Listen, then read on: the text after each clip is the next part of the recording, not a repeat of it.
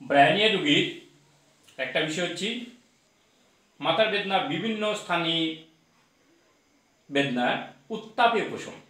গরমে তার উপশম হয়, অর্থাৎ উত্তাপ দিলেই, চাপ দিলেই উপশম দেখা যায়। বাম হাত বাম পা অনবরত নাড়ে, যেখানে বসে থাকি শুধু পা ঝুলাতে থাকি বা হাত ঝুলাতে থাকে, নাড়াচাড়া করতে থাকে। বাম হাত বাম পা। জ্বরের রোগী চুপ করিয়া পড়ে থাকে, জ্বরের রোগী চুপ করিয়া পড়ে থাকে। জ্বরের সঙ্গে অল্প বিস্তর ঘাম এবং কিছু গাম থাকে, কথা বললে সেই দিনে রেগে উঠি। কাশিতে গলার মধ্যে কুটকুট করে রাত্রিতে কাশির বৃদ্ধি, গলার মধ্যে যেমন সুরসুর করতে থাকে, কুটকুট করতে থাকে, কি যেন লেগে আছে, এবং রাত্রিতে তার রোগের বৃদ্ধি পায়। আবার বেদনার ক্ষেত্রে দেখা যায় যে ব্রায়োনিয়া রোগী সোজ ফুটানো ব্যথা পরিলক্ষিত হয়। সোজ ফুটানো ব্যথা ব্রায়োনিয়া রোগীর ক্ষেত্রে পরিলক্ষিত হয়।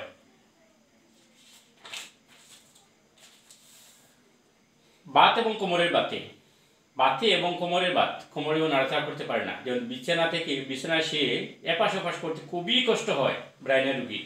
বড় বড় গাঁঠে তার বাতগুলা পরিলক্ষিত হয়, যেমন আমাদের উরুতে এই বাতটি বেশি দেখা যায়। পায়ের তলা অনেক সময় ফুলে যায়, ছিঁড়ে ফেলার মতো লাল বর্ণ আকার ধারণ করে, তখন পায়ের তলা ফুলা বেশি দেখা যায়।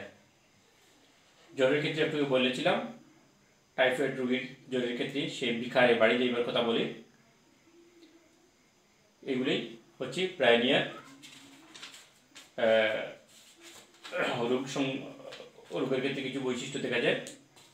আমরা একটু আলোচনা করছি নরেন্দ্রনাথ বন্দ্যোপাধ্যায়ের বই থেকে, ব্রায়োনিয়াল বা একটি মেডিসিন নিয়ে।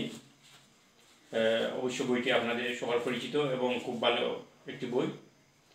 তারপরে আরও অনেক বই আছে আমার পিছনে, আপনারা হয়তো দেখতে পাচ্ছেন যে এডের অনেকগুলো বই, পারিংটনের অনেকগুলো বই এখানে আছে। এগুলো একটু আপনারা ফলো করতে পারেন।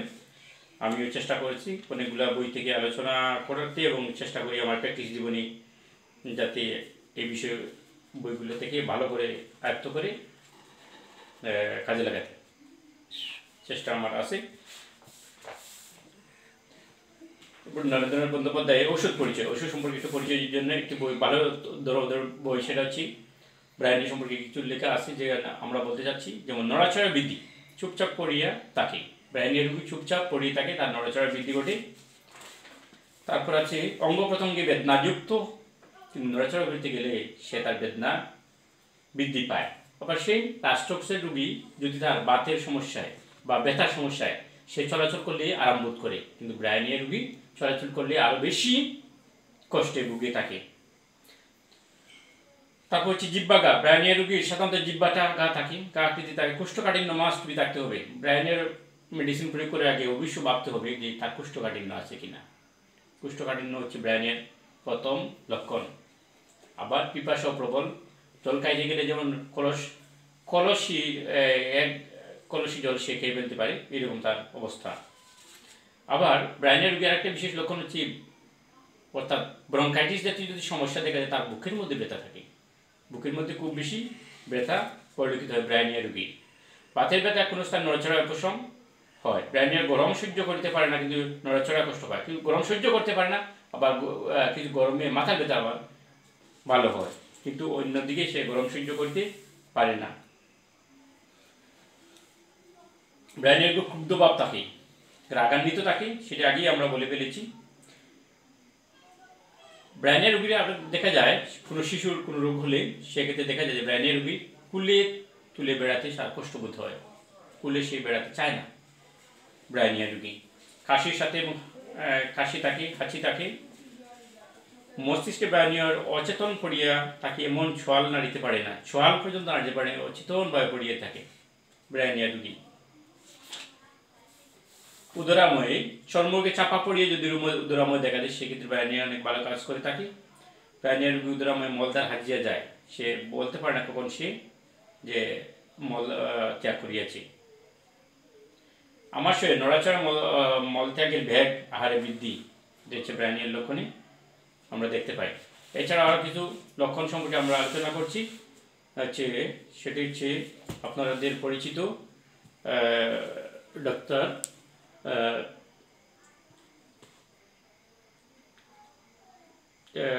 রেড লাইন মেটেরিয়া মেডিকা বই থেকে আমি কিছু আলোচনা করতে যাচ্ছি। রেড লাইন মেটেরিয়া মেডিকা, যেটা আপনার নাজির হোসেন স্যারের, আমার একজন ভালো লেখক আমাদের বাংলাদেশের, ওনার বই থেকে কিছু আলোচনা করতে যাচ্ছি। আবার ব্রায়ানিয়া রোগীর ইচ্ছে থাকে, দাতুগত লক্ষণের দিকে আমরা চিন্তা যদি করি, তখন তার ইচ্ছে থাকে সে অন্ন, মিষ্টি, কফি, গরম পানি, মদ খেতে ভালোবাসে। অনিচ্ছা তার মধ্যে রয়েছে তার দুধ, মাংস, এগুলো ভালোবাসে না। দুধ এবং মাংস সে ভালোবাসে না। কী কারণে এই সকল কী কারণে হয় তার এই সেই রোগসমূহ? সেটি অসন্তোষ এবং বিরক্তি থেকে, কখনো অসন্তোষ বা বিরক্তি থেকে, টেনশন থেকে, আমরা যে গ্রাম্যভাষী যেটা বলে থাকি সাধারণত টেনশন, এই টেনশন থেকে তার রোগের বৃদ্ধি পায়। তদ্রূপ অবস্থা ঠান্ডা লাগার ফলে, গরমকালে ঠান্ডা পানি বা গরম খাওয়ার ফলে, মদ পান, শিম এবং মটর এগুলা খাওয়ার ফলে তার সমস্যা দেখা দেয়। ব্রায়ানিয়া রোগীর নড়াচড়া বৃদ্ধি হয়। নড়াচড়ায় ফর্সে, তাকে স্পর্শ করলে তার বাড়ি, গরম আবহাওয়ায় বাড়ি, রাত্রি 9টায় বাড়ি, বিরক্তি। আবার কথা বললে, তার সাথে কোনো কথা বলতে গেলেই তার বিরক্তি বোধ করে। আসলে অতুলনীয় একটি মেডিসিন ব্রায়ানিয়া রোগীর জন্য। আমরা একটু আগে বলে ফেলেছি, পাকস্থলীর মধ্যে পাথর চাপা কোনো ধরনের বোধ, পাথর চাপার মতো কিছু হলে, পাথর চাপা, বুকের মধ্যে যদি পাথর চাপার মতো কিছু বোঝা যায়, ডেকুরুটি, রুগী উঠে বসতে পারে না বলে বসতে বা গা বমি বমি মূর্ছাভাব হয়, তখন তাকে আমরা ব্রায়ানিয়ার কথা চিন্তা করতে পারি। তার সাথে কুষ্ঠবদ্ধতা থাকতেই হবে। ঋতুস্রাব বন্ধ হয়ে পরবর্তীতে অন্নস্রাব হলে ব্রায়ানিয়ার কথা চিন্তা করতে পারি। আবার ঋতুস্রাব বন্ধ হয়ে যদি নাক দিয়ে তার রক্ত বের হয়, তখন আমরা ব্রায়ানিয়াকে ভাবতে পারি। তবে এক্ষেত্রে প্রথম গ্রেডের মেডিসিন, অর্থাৎ ঋতুস্রাব বন্ধ হয়ে যদি নাক দিয়ে রক্ত আসে, তখন প্রথম গ্রেডের মেডিসিন হিসাবে সবার সুপরিচিত সেটা হচ্ছে ফসফরাস, এটাকে ভাবতে হবে।